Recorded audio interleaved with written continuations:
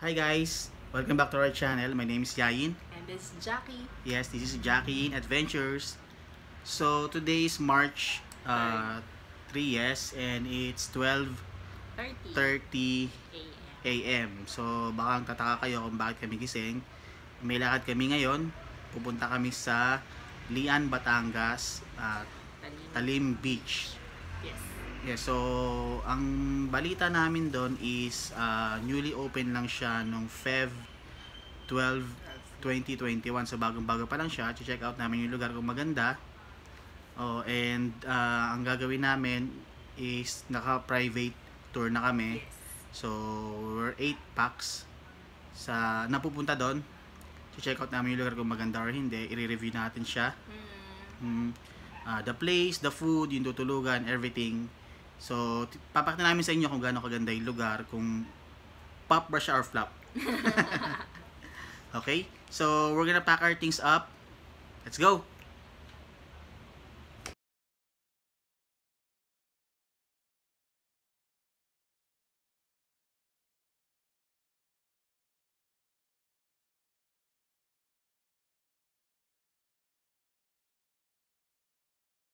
Guys, so nandito na kami sa market.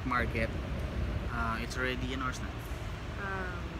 121. 1:21. So 1:30 yung meet up namin. Dito sa may mini stop, market kami magkikita, and by 2 a.m. start na kami mag-travel. And yun nga, may sabihin pa ako sa kanila mamaya, since ang alam nila is Quezon ang punta namin. Ako kakausap. Hindi, kasi medyo fully book yung mga resort doon. So sa Batangas kami umaksak. So while we're waiting, kakain muna siguro kami. Mamamudo muna kami. So guys, Kakape muna. hello guys. So hindi ko na kung nasaan kami. Sira ulo. Nag-stop over lang kami para kumain at mag-CR. So yung ibang kasama namin is kumain muna Ng ng pares. Tapos namin kung nasan sila.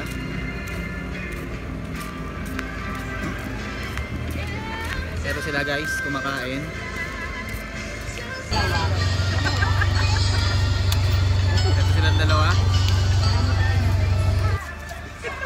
Si Joe, si Tin, magay naman kayo. Hi! Huge, magay ka naman huge. Hi.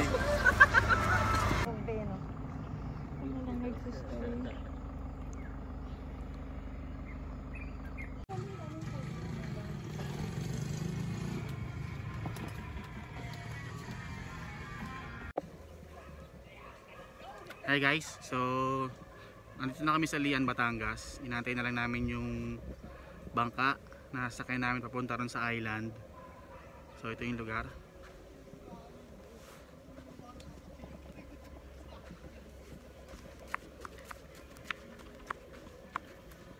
Yan. So hindi pa ito yung mismong destination namin.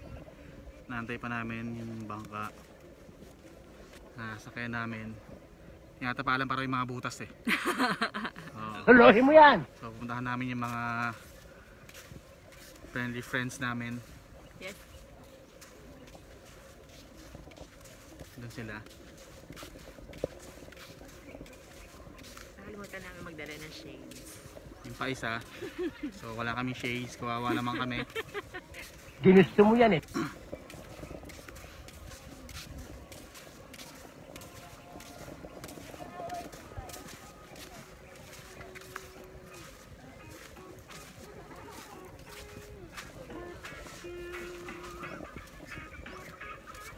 Pogi nito.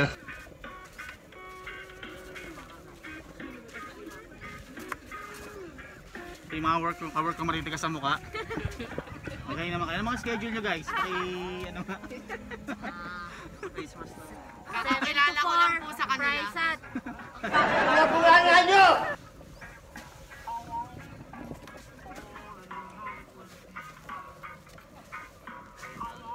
Ma, nasa TV ako, ma. Bigyan ng jacket. Bigyan ng jacket to.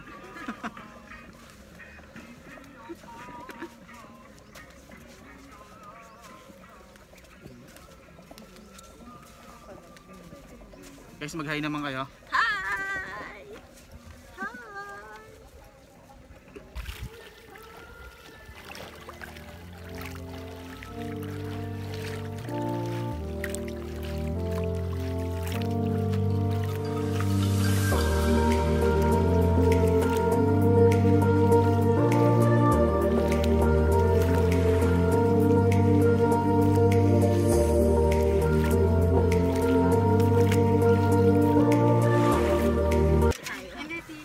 Hi guys, so nandito kami sa bangka na sakay namin papunta sa island. So yun yung mga kasama ko. Hindi, wala ko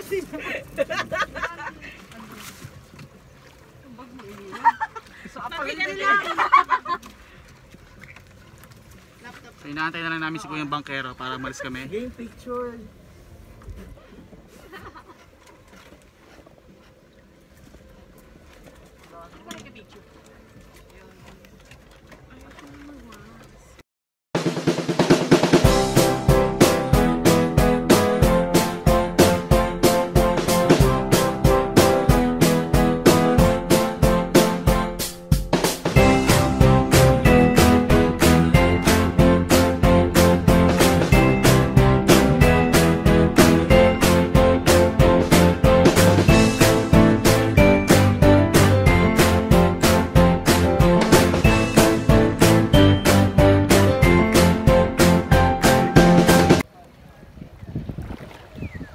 Hi guys, so nandito na kami. Unfortunately masyadong mababaw. So hindi kaya ng bangka lumapit hanggang doon. Kaya maglalakad na kami simula dito. Kaso masyadong mahalaman.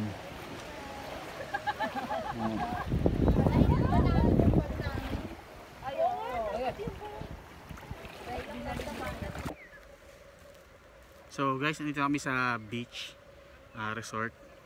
So medyo sinuwerte kami kasi walang masyadong tao, walang masyadong turista. Siguro yung karamihan ng mga nandito puro local lang. So ito siya. Yan.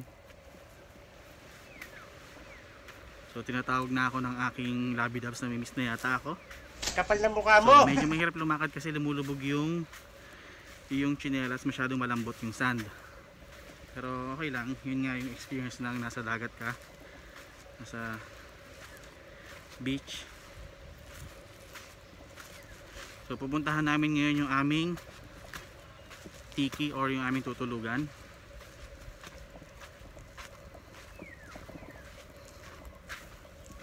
Hello!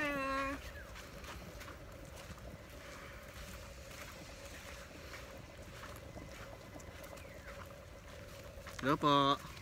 Good morning po. Kami tindahan pala. So guys, kung pupunta kayo rito, magdala na kayo ng mga essentials nyo.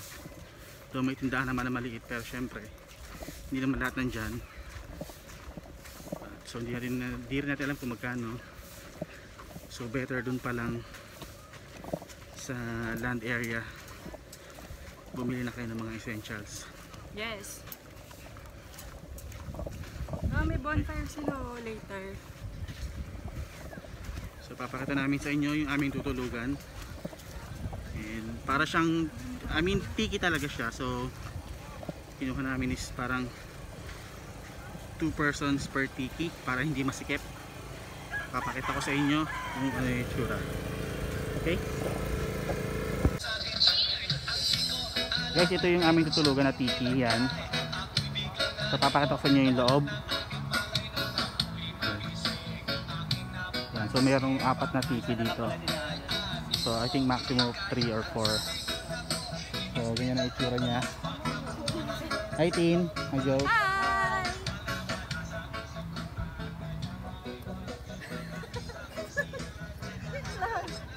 So ito yung aming tiki. So kayo? Siya guys. Yan. So I think good for, siguro 4 kasya dito eh. Pero magiging siksikan na. Siksikan, oo. Pero at least kung dalawa kayo, komportable. Ayun, makikita nyo naman guys. Ayan agad yung beach. So low tide lang ngayon. Para mamaya pa nag high tide, papakita ulit sa inyo.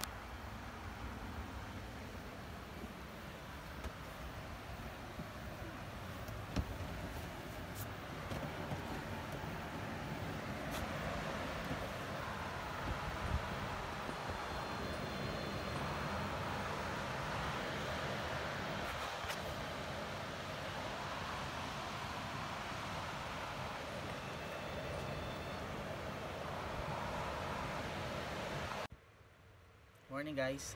So we just had our breakfast kanina lang, and yun nga, medyo mainit na rito, but it's good, the place is good.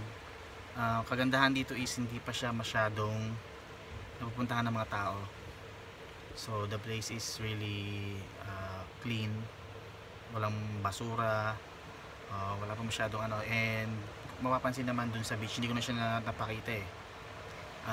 May mga seaweeds pa, may mga ano, kaya malalaman mong healthy pa yung beach dito, healthy pa yung tubig. So ito nga pala yung tinulugan namin ni Jackie kagabi, ang aming tiki house. Yan. So hindi ko na rin binideo yung part ng kagabi kasi syempre nagiinuman, hindi makakontrol ng mga tao yung mga lumalabas sa bibig nila. So yun nga. And I'm going to show you yung mga kung ano yung nasa labas nito.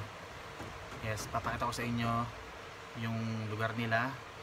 Yung meron silang mini bar dito. Yes, meron silang tambayan place. So okay itong lugar na to.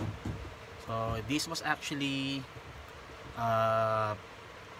built itong Feb 12 lang. So Feb 12, 2021. So bago pa siya, actually wala pa siyang 1 month, diba? March, ano pa lang ngayon, 4. Kaya bagong bago pa, and halos isa kami sa mga halos unang nakapunta dito. Hindi pa siya masyadong ano ng mga tao. And again, meron dito palang for tiki house. So dun yata is for reservation eh, hindi pwede yata yung unahan. Kasi mahirap na. Pwede naman kayo mag-pitch ng tent, hindi ko lang sure kung how much. Hindi ko lang din alam kung meron silang tent na pinaparan. I think meron eh. Kung wala kayong dalang tent, pwede kayong manghiram dito. Kung meron naman, pwede kayong mag-pitch ng tent. So I'm going to show you around dito sa lugar. Tignan natin ha. Okay, so guys, ito na. Lalabas na tayo sa ating tiki house. I'm going to show you kung anong meron dito pag nagpunta kayo. Ayan yung pinaka beach front. Nakita nyo naman ang ganda ng aming view kagabi up until kaninang pagising namin. Pag mulat mo pa lang, ito na agad yung makikita mo, diba? Sino ba namang hindi marirelax sa ganito? Bola lang yan. Okay. So yan yung tiki houses dito. So there are 4 tiki house. So 1, 2, 3, 4. So lahat yan occupied ng grupo namin. Yes. So bali ang kasya yata dito is I think 3 to 4 or 4 to 5 persons per tiki. Pero since 8 lang kami, ang ginawa na namin is 2 persons per tiki na lang. So ito nga pala yung kanilang pwedeng tambayan. Yan yung mga kasama ko. Yan, si Yuge, si Tin, si Joe, si Jackie. So guys, I'm going to show you around here. So ayun yung mga tent na naka-pitch dito. So yung lugar. So ito yung nilang mini bar na pwede kayong order. mga food sila. I'm going to show you their menu. Meron sila dito. And guys, pwede pala kayong maki-connect ng Bluetooth. Ayan. Kung gusto nyo mag-music sa sarili nyo. Ayan. So ito yung kanilang mini bar. So ayan yung kanilang menu. Ayan. Ayan ang kanilang menu dito. So guys, since medyo mahirap puntahan to, very limited lang yung kanilang menu. Oo. Hindi siya kagaya nung pag nasa city ka na sobrang dami. Kasi dinadala ba nila via boat yung mga pagkain. And this is their CR. So syempre, hindi ka naman pwede mag-expect ng talagang magandang CR. Diba? Oh, so but the water is good.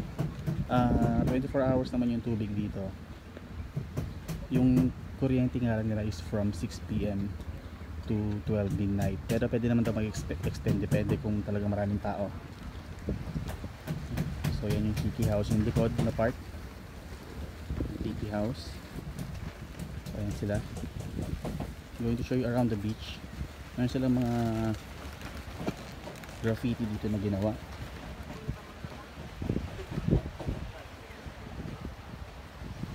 So ito guys, yung graffiti yung ginawa nila. Pwede kayo mag-picture dyan, diba? State of the art.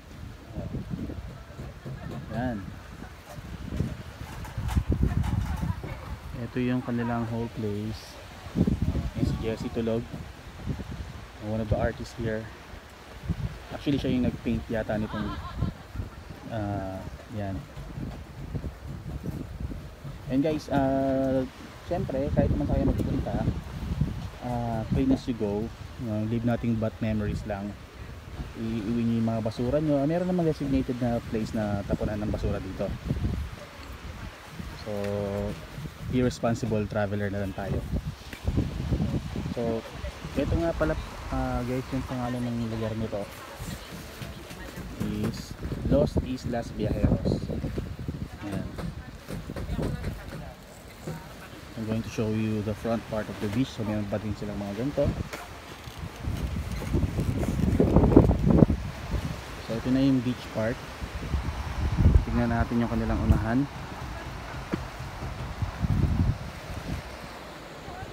So yan, Los Islas Viajeros. Diyan kami nagstay. And what we did guys, we booked a tour package.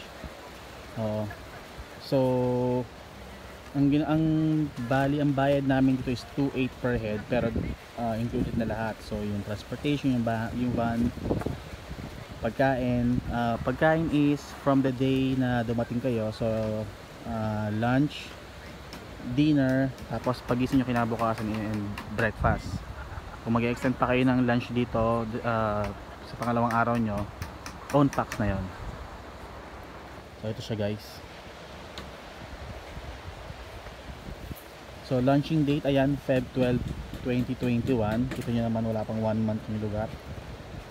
So ayan siya, Los Islas Viajeros, White Beach Glamp and Camp, Luyahan, Lian, Batangas. So ito yung lugar niya.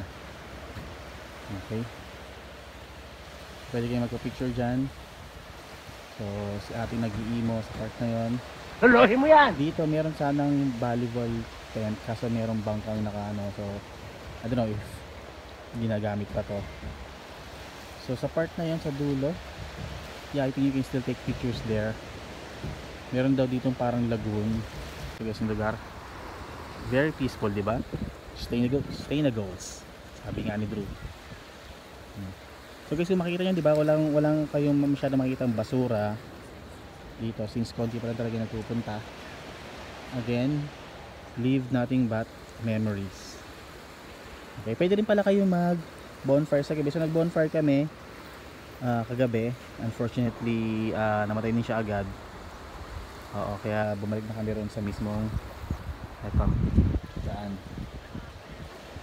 Diyan kami nag party.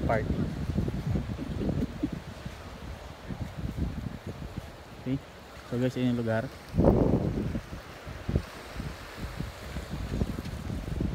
So I'll give you the 360 shot para makita niyo yung buong lugar and the beach front. Okay. So kung mapapansin nyo guys, yung iba dito, yung ibang kagaya nitong resort na to, or ginagawa pa lang siya, diba? Pati dito sa kabila din sa dulo, ginagawa pa lang. So bago pa talaga, less than 1 month pa lang to. Buti ka mo, yung organizer namin is na book na itong 4 na tikis para sa amin. Kami nakapag-occupy. Okay. So guys, kung pupuntahan nyo to, hindi ko alam kung makita na siya sa Waze kasi since bago pa lang siya. Pero pwede nyo pagtanong-tanong dito sa Lian, Batangas. Los Islas Viajeros. Ayan, pupuntahan nyo. Sabi dito, pwede naman daw dumiretso dito yung van. Meron daw parking dyan sa bandang likod. Pero ang ginawa kasi namin is nagbangka kami. Oo. Hindi daw kakayanin ng van namin kasi naka-lowered. So yun nga pang isang ano guys, kung medyo mababa yung sasakyan nyo, hindi nyo pwedeng idiretso yung pasok dito.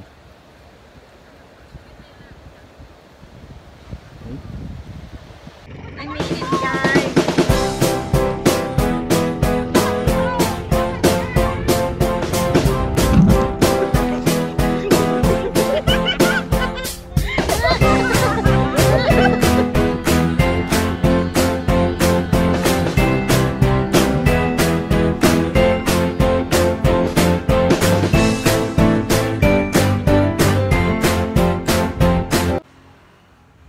Hello guys, so ito pauwi na kami. Inabot na kami ng gabi. Kasi late na rin kami umalis sa island. So guys, dito na natapusin na ating video. So please subscribe, like, and share ang aming page, Jackie Adventures. Parang awan nyo lang guys.